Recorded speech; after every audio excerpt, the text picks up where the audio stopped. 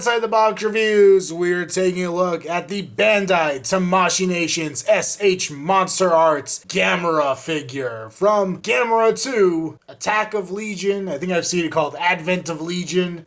These names never translate over too well into English, it seems, half the time. But the second Gamera movie from the Heisei era, the 90s trilogy of Gamera films, this one coming out in 1996. And, well, if you don't know who Gamera is, it's basically another studio, this time Dai, trying to get in on that sweet, sweet Godzilla money there was to be had over in Japan. They did a string of movies going from, I believe, the 60s in through the 70s. Lower budget, very campy, kiddie-friendly movies, similar to what Godzilla movies kind of became, but there never was really a dark and gritty Gamera movie in any of those. And Dai promptly went bankrupt in the 70s, so I guess they weren't making too much of that sweet, sweet Godzilla money. But they came back in the 90s with 3 really freaking epic Gamera films. And if they were going to pick any look of Gamera to give us for this Monsterarts release, I'm really glad they started with part 2, because I think it is my favorite look of the bunch. And it's cool to see them go outside of Godzilla. They did it pretty much once before with King Kong. Of course, the Monsterarts lines also include Alien and Predator, but they're not in scale with these. So as far as giant monsters go, stepping outside of the Toho license is pretty cool. And I'm not even going to try to pretend to be coy about, if I like this figure, if I don't, off the bat. I was actually originally going to shoot the figure wars for the Burning Godzilla between NECA and Bandai first and publish that up, but this guy was so freaking cool, I just could not wait to get him shot and reviewed and uploaded. And honestly, if I'm going to say anything bad about Gamera, it's actually going to be with his accessories here. Now, I'm glad we got these. Godzilla's kind of been lacking in accessories, but especially when you're starting off a new kind of series, a new line, perhaps at least, it makes sense that they're going to give us some effect pieces, because who knows when we'll get a chance to get them down the line. So what they gave us for Gamera here is a really nice effect. This is his fireball effect. He doesn't shoot beams like Godzilla does, he shoots little fireballs. So we get basically the fireball here. You can see the kind of pattern, the swirling of the flames, this big kind of orb up here in the front, lots of cool little jagged pieces coming off of it. And then we do get a beam effect, which kind of follows what you see in the film. There's kind of a trail of fire behind the fireball, but it may be a little too far done. It almost would have been cool if they did what some of the Dragon Ball Z figures have, where it's just maybe the fireball with the stand underneath it. But I'm not really complaining here. It's a really nice piece, very cool looking. And one of my favorite aspects is the mouth area back here, because if you could look at it, you can actually see like a dental imprint from Gamera right here and back, down to the teeth being shown up. And this actually fits really well into his mouth. His jaws clamp down on it really nice and hard, creates a good cover over his face, and even these little bits of flame back here on the sides go around his tusks, making it just look like it's all of one piece with his face. So very nice job sculpting on this piece here. At the bottom of that, we do get a very standard fiery base. This is something we've seen with a lot of Godzilla figures, been done in a lot of different colors. I actually thought I already had it in that color. This one here is from the Godzilla Birth version. I thought it was going to be the same color when I saw the pictures, but you can tell it is a much brighter, more vibrant orange. And then what you'd expect here is the standard Tamashii arm, but we don't get that. We get just a simple clear rod, and that rod will peg down here into the base, and the fireball just pegs right on top of that. And that's cool, but it doesn't really give you much posability. Gamera always has to be in kind of the same pose to deliver the flame blast, and quite honestly, it's a bit too tall for him to really look too convincing with it. Plus side is, if you're like me, you got plenty of Tamashii arms lying around, just pop that right in there, peg the fireball on top, and then you have your fully adjustable fireball if it would stay in the base. It does stay in just as well as any of these does, it's just none of these fit in here too well. I did actually have to go, when I was playing with this, and tighten up these screws a little bit, just because it is a heavier beam effect, but it all works out. You can make this setup work if you want. Now, in addition to the fireball, there's another piece we could peg into this stand. This pegs right in there, same as the other. And what we have here is Gamera's flight stand.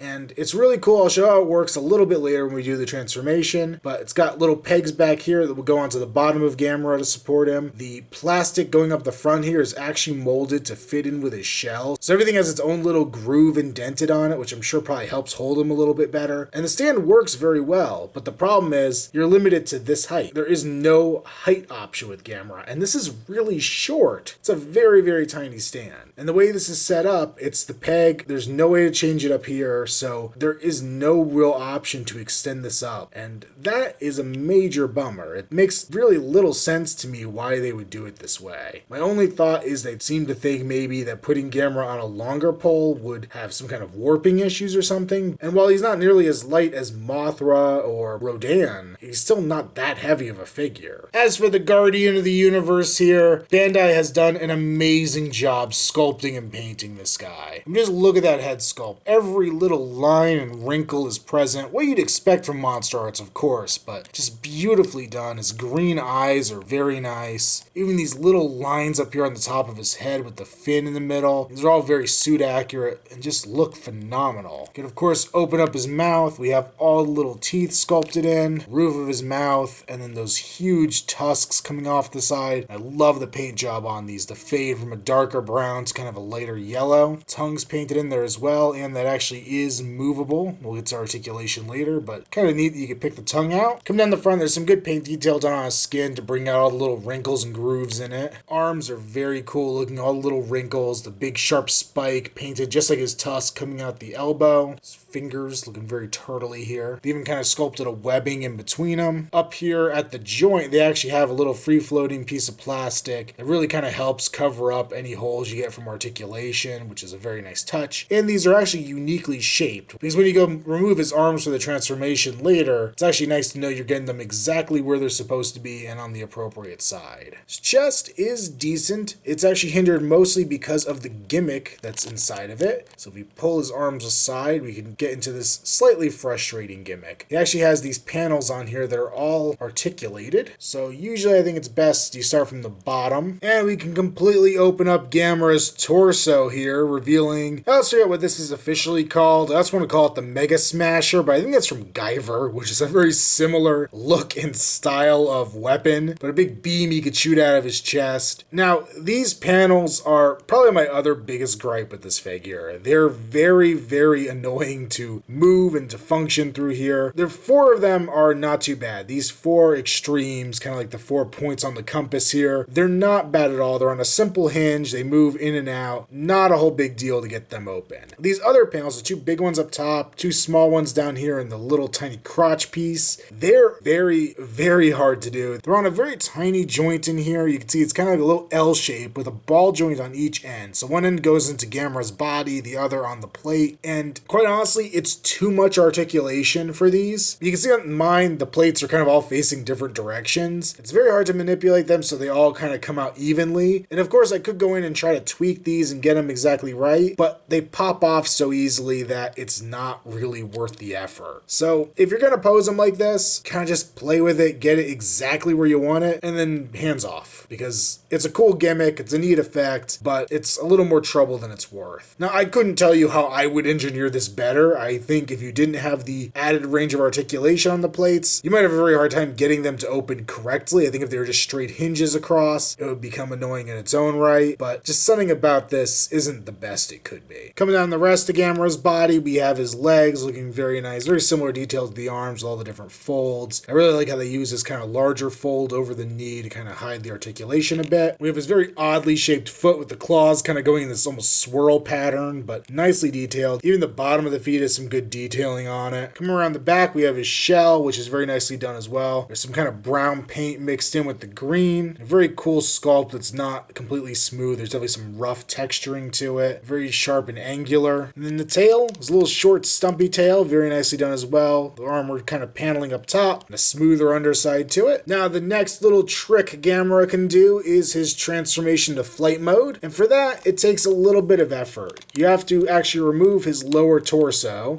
So mine pops off easy enough now because I've done it a few times, but you can see there are 3 pegs in here. They peg into the corresponding spots on his shell. Now another plus and minus of this is you can see 4 of the moving panels come off with his lower body. The rest stay up there. So there is kind of a risk of them popping off while you do this as well. But also if you're having trouble accessing these to get them to pop back onto the pegs, you could also remove the lower body and kind of have easier access to them. We then take his secondary lower torso and we just peg that right in there. We'll just pop in. You can give it a nice squeeze and make sure it's nice and secure. We can see this replicates that lower section of the shell. This is all one piece here. His legs are now tucked back up and become the vents, and we have a shortened version of the tail. There's nothing really new up here except for the very tip of that tail. The arms, you could pop out of their joints. You could take both pieces off, and then we could pop his flying arms on, his little wings. These are nicely detailed as well. They're actually shaped a little differently, so they fit next to the body a little more snugly than the arms do, mostly because they have less articulation to them. But nice wrinkles up here, and then it comes out into the full wing. We're tipped with the little claws at the end of the wing. Similar detail up here on top. Then we can take our display flight stand. As I said before, these two little notches here peg into his boosters. And there we have Gamera in full flight mode. So a really nice little display option here. Cool way you can kind of make more of your display with Gamera. You could, of course, also put the arms back on him in this mode too. I think he did this sometimes. At least I know he did in the Showa era films. I don't remember if he did in Legion. We got him like flying and about to tackle somebody. I just wish he was higher off the ground. We could see his tail's almost on the floor, even with this display stand. So that's kind of a bummer still. But he looks really cool in flight mode. And when it comes to articulation, Gamera is loaded with it. We of course have a hinged jaw that opens very, very wide. The tongue is on its own little hinge. You can pull that up. It goes all the way up to the roof of the mouth. However, when you do close the mouth, it presses the tongue back down. So if the mouth is partly closed, you can get in there and raise the tongue up still. But as soon as you start moving the mouth, it's going to put it back down. We have a very nice range of motion at the neck, several ball joints giving you a very full range of motion. The back of the shell here is actually on a little bit of a hinge,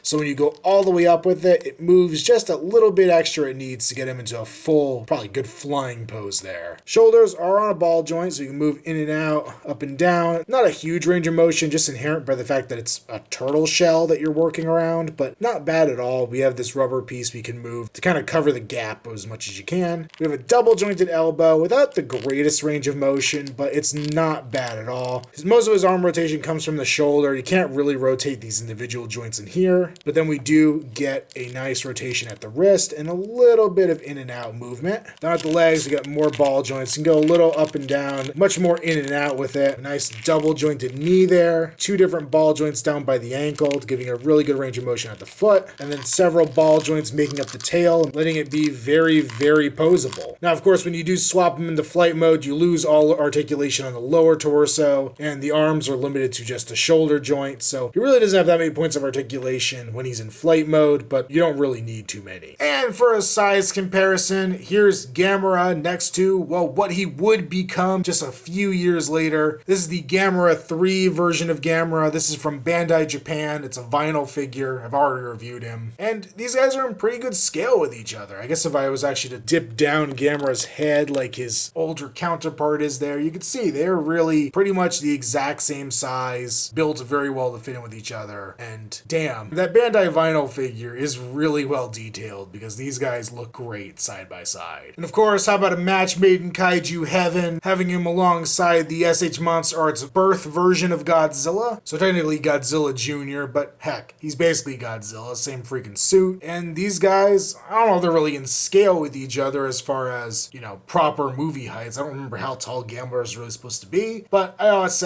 picture these things as being guys in a suit, and I think they work out really well in that respect. And just to complete the famous giant monster trifecta, at least to me, bring him in next to the Monsterarts Kong, Monsterarts other giant monster that's not Godzilla related. Technically, I guess King Kong was a Godzilla villain, but still, not this version. And once again, can't really say these guys look like they're in scale with each other. There really is no scale here, but Kong would definitely be, of course, much shorter than Godzilla or Gamera in quote-unquote real life, but they look good together. They function in the same kind of reality. And one more, how about the NECA Burning Godzilla? Of course, NECA's Godzilla figures are just a slight bit taller than the Monsterarts figures, but these guys still don't go too badly together. And just so nobody can say I'm not being thorough, here's Gamera's Fireball next to the standard style Godzilla beam effect, and they're about the same length. The Godzilla beam effect's a little bit longer, but the one thing I've just noticed here is they kind of look like they're meant to fit together. The indented area at the end of Godzilla's beam looks like you could kind of have a cool burst effect against the fireball if you wanted to pose it right. And then for pure completionist's sake, taking up more room than I actually have available to me, here's Gamera's beam next to Godzilla's spiral ray that came with Rodan. Probably the closest beam Godzilla has, that I own at least, interesting color to Gamera's fireball. And of course, because I'm sure other people are wondering, yeah, you can kind of mock up the fireball to look like Godzilla shooting it. And overall, Gamera is really neat. He's made of turtle meat. Wait, no, that's Mystery Science Theater. Sorry. But yes, I really do think he is really neat. I really could not wait to get this guy reviewed because I actually think this is one of Monsterarts' best efforts of late. And I'm trying to think back because I have kind of backtracked in my collecting, picked up a lot of things I missed along the way lately. So I have kind of been getting a lot of the older figures, but comparing it to things like the Godzilla 2000, the Gigan, the Heavy Arms Kiru, those are all good figures. But I think if I had to pick, Gamera might be the best